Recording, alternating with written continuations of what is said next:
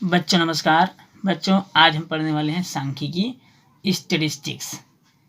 बच्चों हम चलते हैं पहले भूमिका की और भूमिका पर विचार करते हैं। शाला में कक्षा सजावट का कार्यक्रम आयोजित होना था।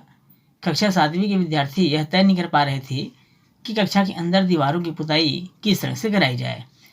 उनकी शाला में हल्का पीला, गुलाबी, हल्का हरा एवं आसमानी मात्र 4 रंग ही उपलब्ध थे। कक्षा नायक के कहने पर सभी विद्यार्थियों ने अपना नाम एवं पसंदीदा रंग एक पन्ने पर लिख कर दिया, जो निम्नांक की सारणी में प्रदर्शित है। आपको स्क्रीन पर दिखाई दे रहा है बच्चों।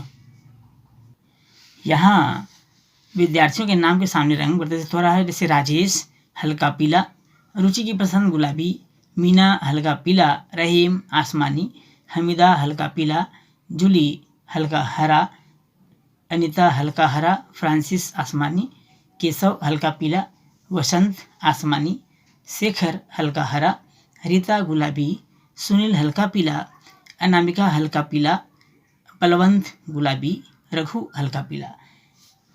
कौन सा रंग, अब यहाँ देखना बच्चों, कौन सा रंग इस विद्यार्थी की पसंद है आपको स्क्रीन पर दिखाई दे रहा है, सारणी में दिखाई दे रहा है। इन सूचनाओं के आधार पर क्या आप यह निर्णय ले सकते हैं कि दीवार पर कौन से रंग से पुताई करानी है। तभी रीता को एक तरीका सूझा। उसने बोर्ड पर रंगों के नाम लिखे और प्रत्येक रंग को पसंद करने वाले विद्यार्थी को अपनी पसंद के रंग के सामने अपना नाम लिखने को कहा। अब वो सूची इस प्रकार बनी, आप स्क्रीन पर देख पा रहे हैं बच्चों। सूची इस प्रकार बनी जिसमें रंग है और रंग के सामने विद्यार्थियों को अपना नाम लिखना है। रंग में गुलाबी को पसंद करने वाले बच्चे थे रुचि, रीता, बलवंत। उसी प्रकार हल्का पीला को पसंद करने वाले विद्यार्थी थे राजेश, मीना, हमीदा, केशव, सुनील, अनामिका, रघु। हल्का हरा पसंद करने वाले थे जूली, अनीता, शेखर। और आसमानी कलर को पसंद करने वाले बच्चे थे रहीम, वसंत और फ्रांसिस। अब यहाँ देख पा रहे हैं बच्चों, इस लिस्ट में विद्यार्थियों के नाम में हल्का पीला रंग पसंद करने वाले विद्यार्थियों की संख्या अधिक थी। इस कारण इसी रंग से पुताई कराने का निर्णय लिया गया। तो बच्चों दैनिक जीवन में क्या आपने निर्णय लेने के लिए कभी यह तरीका अपनाया है? यदि अपनाया है तो उस चीज़ को समझने का प्रयास जरूर करिएगा। अब चलते हैं बच्चों, आंकड़े क्या है।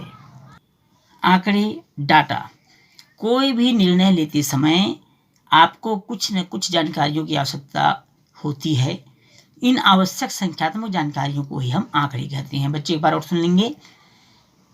कोई भी निर्णय लेते समय आपको कुछ न कुछ जानकारियों की आवश्यकता होती है।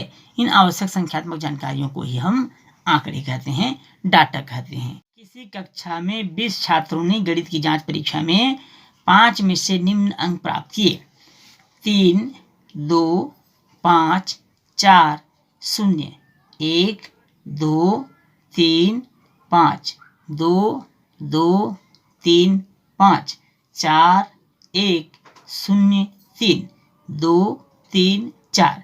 बच्चों इन आंकड़ों को, इन प्राप्तांकों को आपको टैली विधि से सारणीबद्ध करना है। तो आइए देखते हैं बच्चों इसे टैली विधि से किस प्रकार सारणीबद्ध किया जाएगा। बच्चों सबसे पहले हमें इस प्रकार का एक टेबल का निर्माण कर लेना है। इस टेबल में आप देख पा रहे हैं अंक, टैली चिन्ह, या इसको हम बारंबारता चिन्ह भी कहते हैं या वृद्धि चिन्ह के नाम से भी जाना जाता है। फिर आते हैं बारंबारता। इस तरह से 3 कॉलम हमने बनाया। अब यहाँ 0 से लेकर 5 तक के अंक इसलिए लिखे गए हैं क्योंकि जो प्रश्न में दिया गया था वो 0 से लेकर के 5 तक के अंक ही दिया गया था। बच्चों को इतना ही अंक मिला है।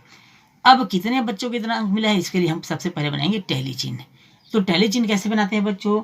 टैली चिन्ह बनाने के लिए जो जो अंक दिए गए हैं उनके सामने आपको एक बार खींचना है, एक लाइन खींचना है। जैसे सबसे पहले चलते हैं 3 दिया हुआ है तो 3 के सामने हम एक लाइन खींच देंगे। 3, ये 3 के सामने हमने एक लाइन खींचा। 3 के बाद दिया है 2 के सामने हम चले जाएंगे, 2 के सामने एक लाइन खींच देंगे। 2 के बाद 5 के बाद 4, फिर 0 जो दिया उसके सामने लाइन खींचे जाएंगे बच्चों।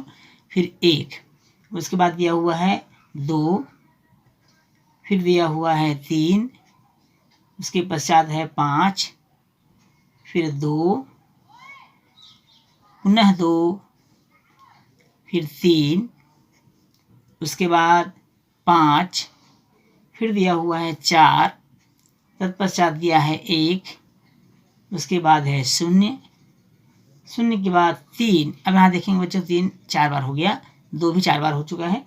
फिर आते हैं 2। अब ये 4 बार 4 लाइन खींच चुके हैं, तो 5वां जो लाइन रहेगा उसको इस तरह से आपको काटते हुए खींचना है। उसके बाद दिया हुआ है 3, ये भी 4 बार हो चुका है, 5वां बार को इस तरह से काट देंगे, फिर आ जाएगा आपका 4। इस तरह ने हम सभी अंकों को एक लाइन के रूप में प्रदर्शित कर लिया है, गिन लिया है। अब हम इसे गिन करके बारंबारता वाले कॉलम में संख्यात्मक रूप से लिखेंगे।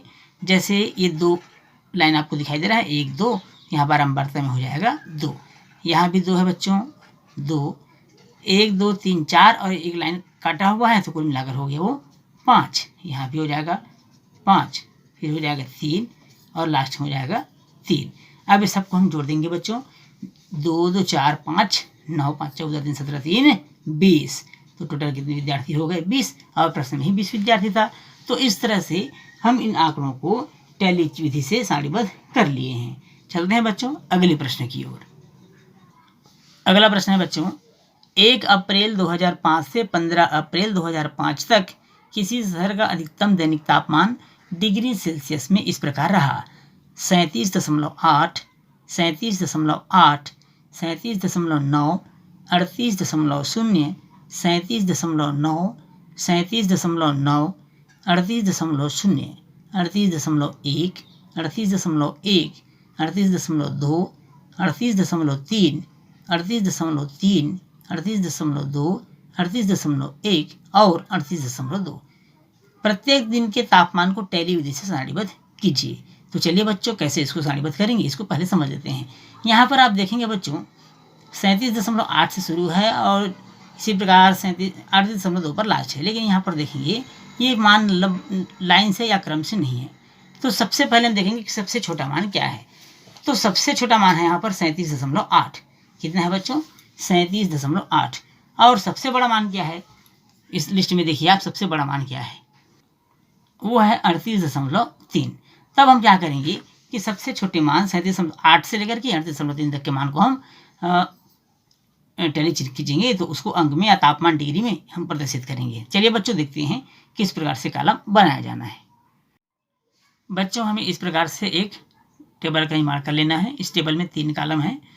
पहले कॉलम में है तापमान डिग्री सेंटीग्रेड में या डिग्री सेल्सियस में, जो प्रश्न में दिया हुआ है। दूसरा कॉलम आपका टैली चिन्ह या बारंबारता चिन्ह का है, और जबकि तीसरा कॉलम है बारंबारता का।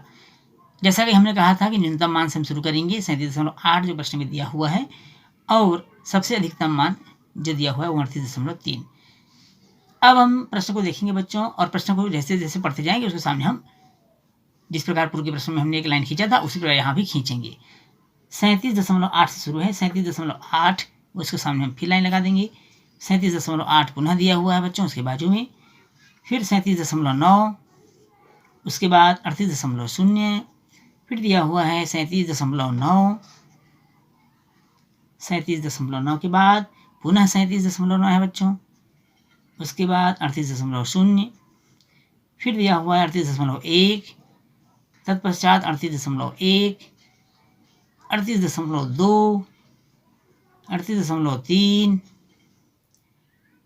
पुनः 38.3, फिर 38.2, 38.1 और फिर 38.2। इस तरह से हम एक टैली चिन्ह का निर्माण कर लिए। अब इसे गिन करके बारंबारता सारणी में लिखेंगे बच्चों। गिन लेते हैं इसको। ये 2 बार आया हुआ है, ये बारंबारता में 2 लिख लेंगे। 1 2 3, ये 3 बार है बच्चों। यह 2 बार आया हुआ है। 38.1 3 बार आया हुआ है। 38.2 यह भी 3 बार आया हुआ है। और 38.3 कितनी बार आया बच्चों? 2 बार आया है। फिर हम इसका योग मालूम कर लेते हैं। इसे जोड़ लेते हैं हम। 2 3 5, 2 7, 3 10, 3 13 और 2 15। ये हुआ 15 बारंबारताओं का योग। इस प्रकार हमने इस प्रश्न को भी टैली विधि से सारणीबद्ध कर लिया है। चलते हैं बच्चों अगले प्रश्न की ओर। बच्चों इस प्रश्न के साथ ही आज की क्लास यहीं समाप्त करते हैं। बच्चों यदि वीडियो अच्छा लगा हो तो वीडियो को लाइक और शेयर जरूर करिएगा। यदि आप चैनल में नए हैं तो चैनल को सब्सक्राइब करना बिल्कुल नहीं भूलिएगा। बच्चों फिर मिलेंगे अगले भाग में, तब तक के लिए नमस्कार।